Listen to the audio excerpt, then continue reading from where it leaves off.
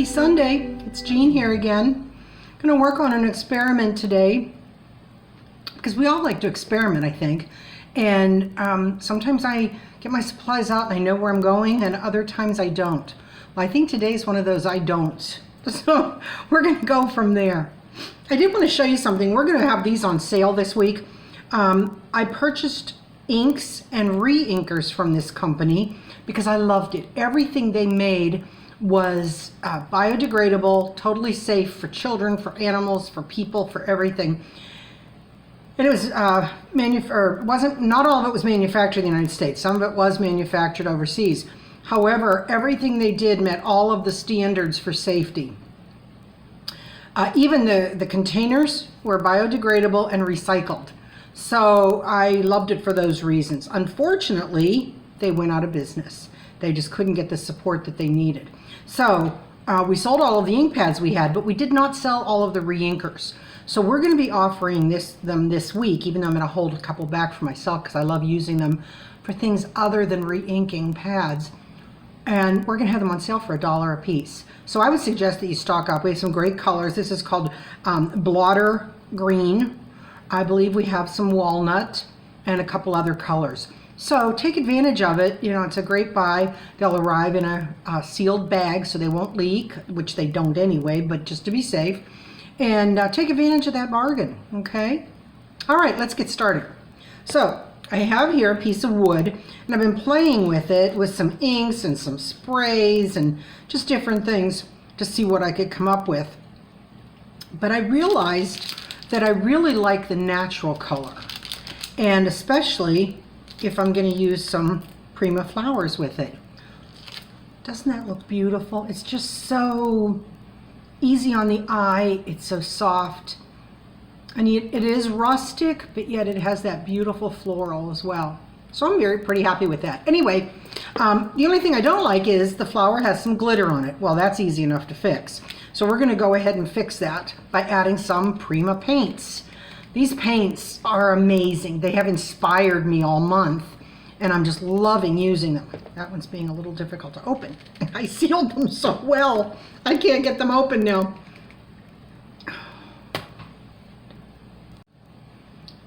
I'm going to use the Metallique Soft Satin because I think it's going to really match the color of the flower well. And I think it's going to make it shimmer but not have that glitter effect. So let's give it a try. I use my work mat here even to use one of my brushes and daub off some paint. Oh, there we go. Look at that. Can you see the difference?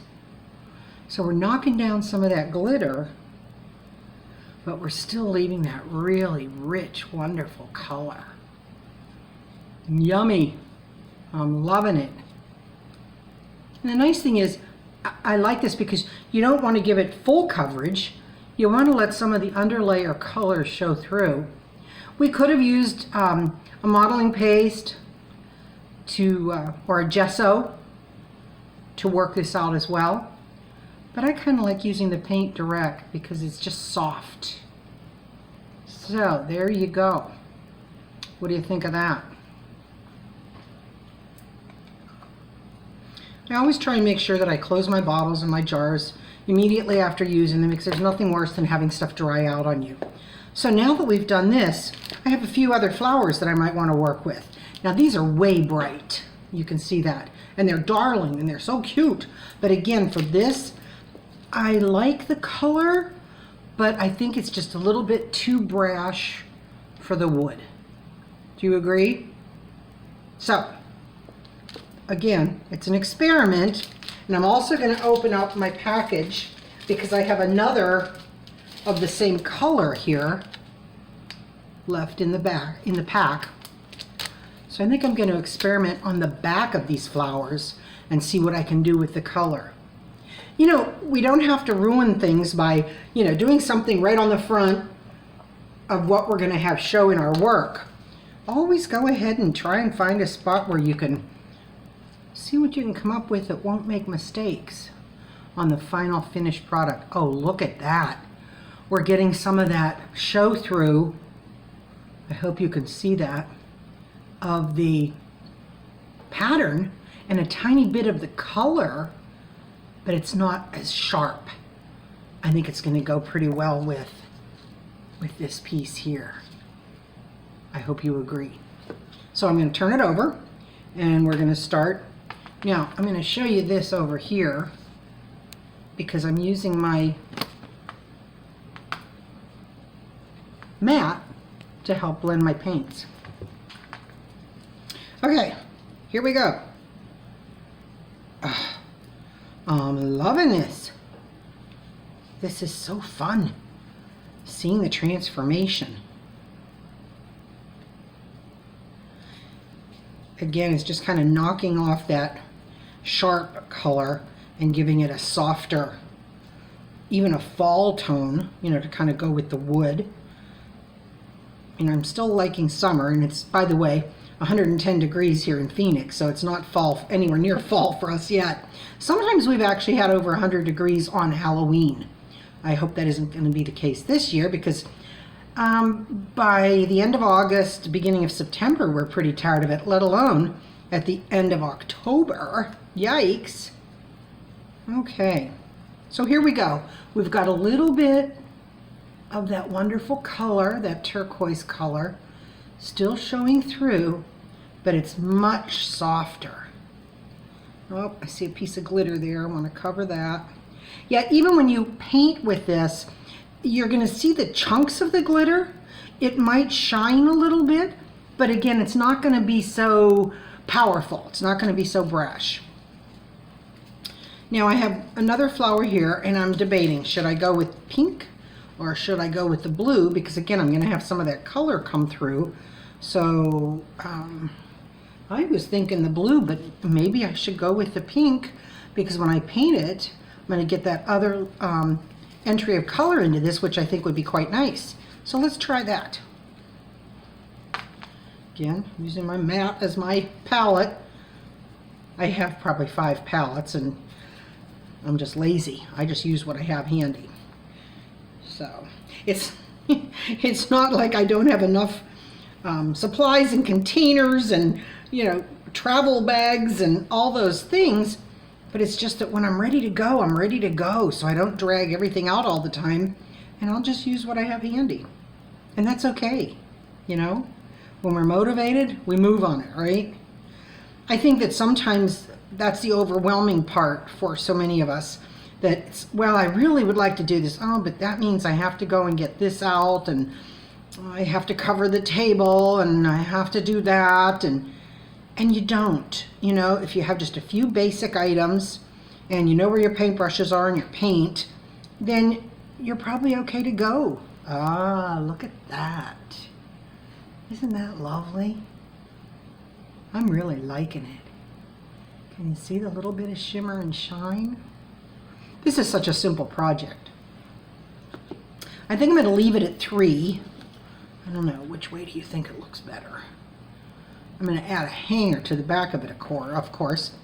And I'm debating about whether I should give this a coat of clear coat or just leave it as it is, because it's so much more natural the way it is.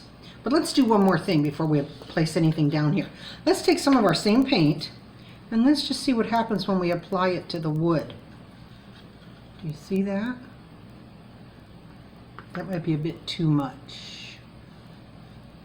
You know, it shows our wood grain, but maybe it's too shimmery, too shiny for the wood. Now what I could do is come back in with this green color from that re-inker, and let's look at how that would be with the flowers. What do you think of this?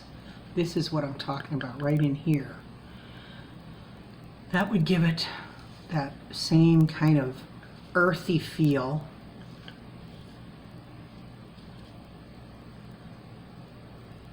I think I'm liking that, because it's still pretty soft and natural, but it really defines the grain. So let's try some of that. I'm going to take this off. I'm going to close up my jar. Get my trusty paper towels here. I like these ones that rip in small pieces because they're easy to use and you're not wasting a lot. Okay, so I have alcohol inks I could use and I have splash inks I could use, but I think I'm liking this. And it's, you know, like I said, it's gonna be so affordable for you. You can use it to go ahead and re-ink ink pads if you have them, or use it as an ink and a tool for doing other things.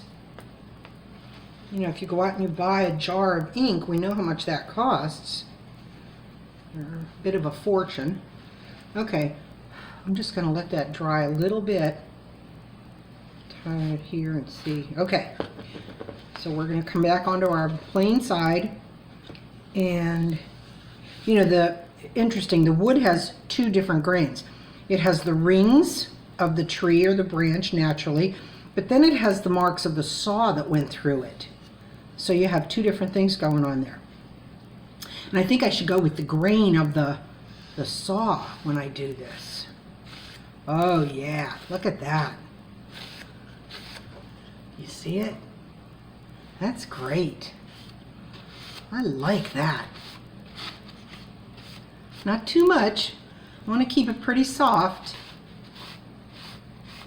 but just enough to add some interest.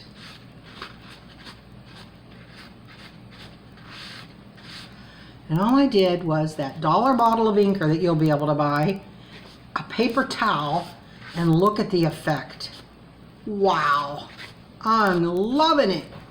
Okay, so now that we have that, let's go back in and see what we have with our flowers on it. I think we're gonna like it.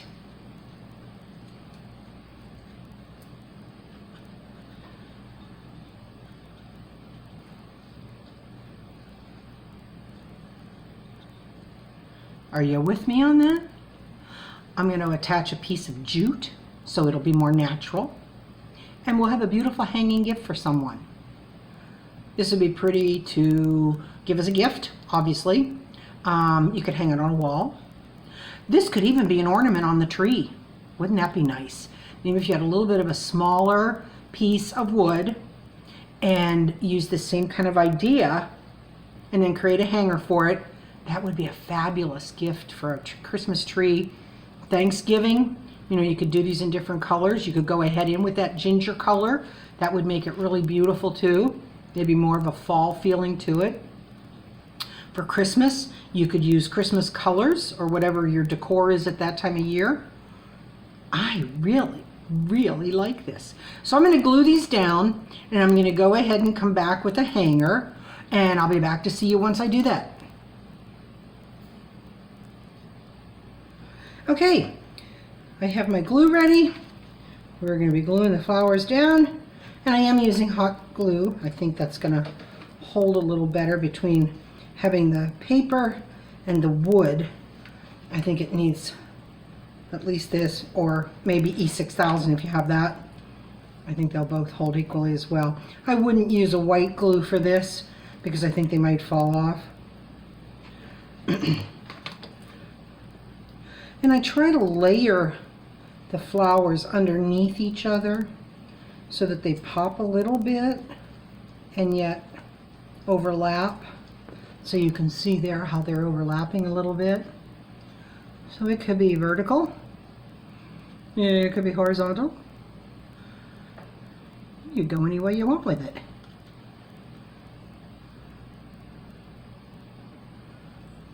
I'm liking that. Okay, now that's set a little bit. We have our jute, and I'm not going to use my paper scissors. These are my Kai scissors. If you've never had a pair, I highly recommend them. I've had these 7 years, and they're still as sharp as the day I started using them. I try and reserve them for cutting paper. You can see from that little sharp point and the wonderful handles that they're perfect for doing fancy cutting and, you know, close cutting. So make sure you have a pair. But I'm just going to use my other Westcott scissors, and I'm going to cut me a piece of jute. And what I'm going to do is tie a knot in each end because I wanted to have a little bit to hold on to instead of just a flat piece of string or jute. So I'm tying that knot, and we're going to put glue along that whole piece. So I'm going to come in about halfway down here and lay down a nice thick bead of glue so that I get not only the knot but the tail and part of the cord above it. Okay, I think that should cause a pretty strong hold.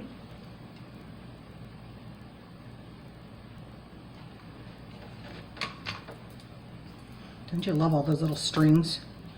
But hot melt glue is so perfect for what it can do for you. Oops, I don't know where my stick went. I always have a stick. Oh, here's this one. I always have a chopstick so I can use it for things that I don't want to get messy on my tools, just like this. Okay, so we've got that done. What do you think?